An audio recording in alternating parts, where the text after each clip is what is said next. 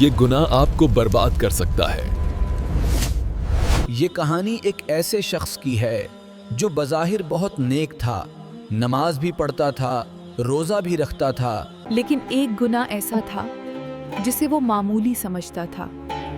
वो था लोगों की गैबत करना। वो समझता ये बस मजाक है। वो हर महफिल में दूसरों की बुराइयां करता, हंसता।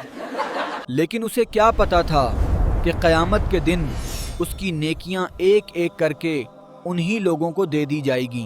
दूसरों के गुनाह, और जब नेकियां खत्म हो जाएंगी तो दूसरों के गुनाह उसके नाम लिख दिए जाएंगे।